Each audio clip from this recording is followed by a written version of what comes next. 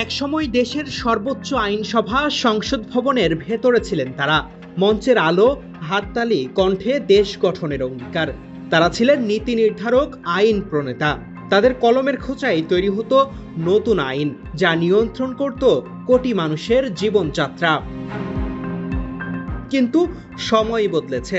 সেই মানুষগুলো আজ আর কোনো বিল বা সংশোধনীতে স্বাক্ষর দিচ্ছেন না, বরং দাঁড়িয়ে আছেন সেই আইনের সামনে কাঠগড়ায়।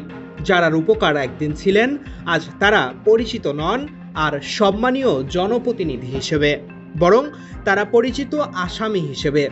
আইনের মুখোমুখি এক অভিযুক্ত ব্যক্তি, সাবেক মন্ত্রী, প্রতিমন্ত্রী ও এমপিরা, যারা কোনোদিন কল্পনাও করেননি যে আদালতের গ্যালারিতে একদিন তাদের জন্য থাকবে হাতকড়া ও পাহারাদার পুলিশ।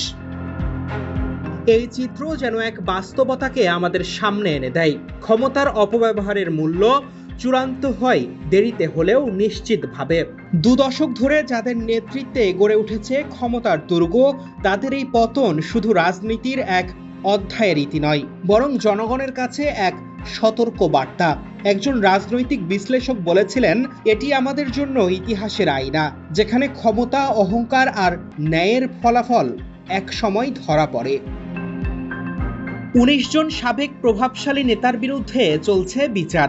প্রমাণিত হলে শাস্তি অনিবার্য। তবে প্রশ্ন রয়ে যায়, এই বিচার কি শুধু প্রতীকী, নাকি এটি হয়ে উঠবে রাজনৈতিক জবাবদিহির যুগান্তকারী দৃষ্টান্ত? গণতন্ত্রের সৌন্দর্য তখনই খুঁজে পাওয়া যায় যখন আইনের সামনে সবাই সমান। এই বিচার প্রক্রিয়া দেশের রাজনৈতিক ভবিষ্যতের জন্য একটি গুরুত্বপূর্ণ মাইলফলক হতে পারে। জনগণের আস্থা পুনঃপ্রতিষ্ঠা এবং ন্যায় বিচারের প্রতীক হিসেবে এই বিচার কার্যক্রমের গুরুত্ব অপরিসীম। এই বিচার প্রক্রিয়া শেষ পর্যন্ত কি ফলাফল বয়ে আনবে তা সময়ই বলে দিবে। তবে এটি নিশ্চিত যে দেশের জনগণ এই বিচার প্রক্রিয়ার প্রতি গভীর নজর রাখছে এবং ন্যায় বিচারের প্রত্যাশায় রয়েছে।